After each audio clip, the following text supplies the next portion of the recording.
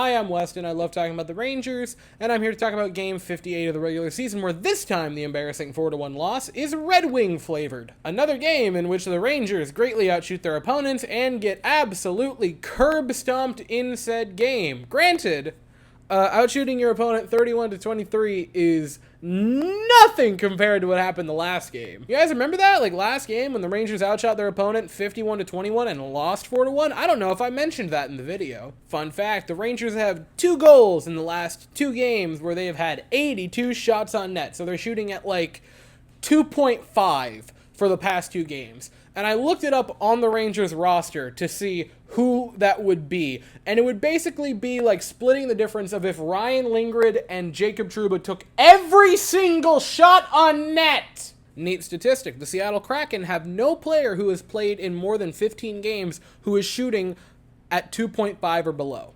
That's just something fun I thought I'd throw out there to rub salt in the wound. And it's so very strange because I'm not angry. Like, I'm upset because you outshoot your opponents twice. You'd like to win those games. I'm just bewildered, to be quite honest with you. Because, like, on one hand, you could perfectly explain away why the Rangers have lost these past 2 games, right? The first one, Igor just wasn't feeling himself. He talked about that today or yesterday. I can't quite remember if that was early this morning or late yesterday, where he talked to the media and was like, yeah, I have not been myself. I've got to figure it out, right? Didn't talk to the media after the 4-1 loss to the Jets, by the way. He went to his own darkness retreat, which if you're facing Igor next, I would not want to be Washington, to be quite honest. So you have Igor, who is just plain and simply not vibing with anything. And then you have the offense, who going into the Jets game just swapped out Julien Gauthier. I completely forgot to mention it in the Jets game because it was just so frustrating to have 51 shots on net and lose. But you traded Julien Gauthier in a 7th-round pick for Tyler Mott, bringing him back. But it's a new face / old face, and he's not with the line that he was with because Reeves isn't here anymore, so now he's on the 4th line being a grinder with whoever we decide to put on the 4th line. So you bring in a new guy, and then this game you have Kravtsov and Lyubushkin both out. They're scratched. Possibly in the works of a Kane trade, you might imagine. That's been the hot topic for the day, but you have that as well. You have 2 players scratched, and there's all the rumors floating around the team that they're going to try to get Patrick Kane because he and his agent have just been so not shy even a little bit about wanting to come to the New York Rangers. And now you have the New York Rangers looking like they're going to play every card they have in their deck to try to get Kane over to here. And so with all of that, you would understand why maybe the Rangers offense has only scored 2 goals in the past 2 games. But then you look at the 82 shots on net, and it's mind-boggling. And I get to use one of my very favorite words in the lexicon because this game was a microcosm of the New York Rangers, where you have your goaltender who makes some incredible saves but can't save literally everything. You give up, 23 shots to the Red Wings. Felt like almost all of them were high danger, if I'm being honest. And everything in our defensive end was terrible. Offense wasn't bad, but 1 goal ain't great. They had a lot of really good chances, and Husso played an amazing game. You tip your cap to him. But man, just from sheer dumb luck, some of these pucks have got to slip through. First goal, it's an odd man rush for Detroit. They come rushing in. Rasmussen, beautiful pass over to Andrew Kopp, scores, and beautiful goal for Andrew Kopp on the tip-in. Beautiful pass, right? Great play. Great play for the Red Wings. And only Kopp's 6th goal of the regular season to this point, but everyone who is a betting person said, okay, and scroll, first-time goal scorer, Kopp. And I can only imagine just cashed in when he did that because everyone knew it was going to happen. But you head to the second period, and the Rangers actually would tie it for like 2 seconds. This was an incredible play by Vincent Trocheck. This was simply magnificent. Beautiful play in the neutral zone to break up a pass. Goes into the offensive zone, grabs the puck, dangles that poor Red Wing defender out of his jock, walks him up to the goaltender, shoots, scores.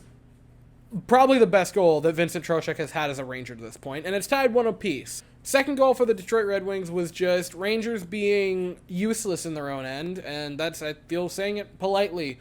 They're trying to clear it out. They got it along the boards. Mott cannot get the puck out of the zone.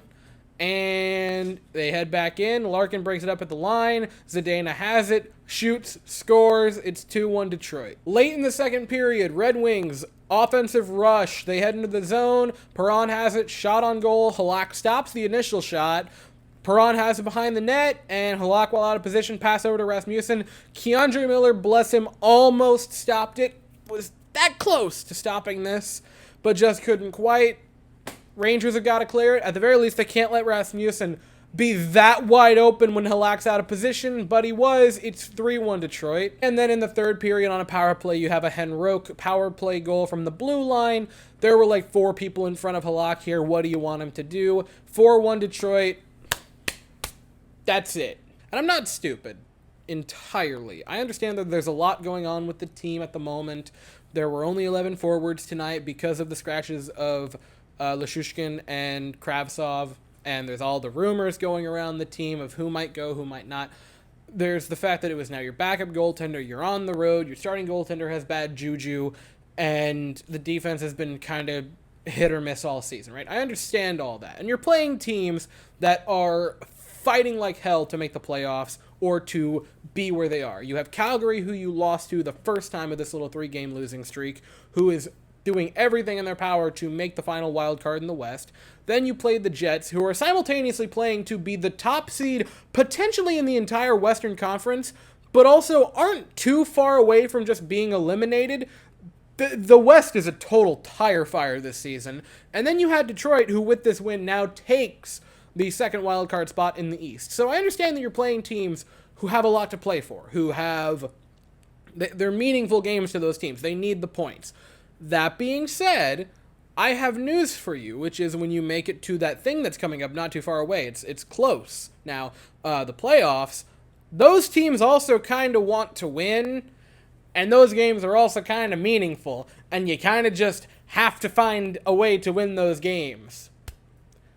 And that's what I'm not loving. I'm not loving the fact that the Rangers, as that approaches, have played shakier and shakier.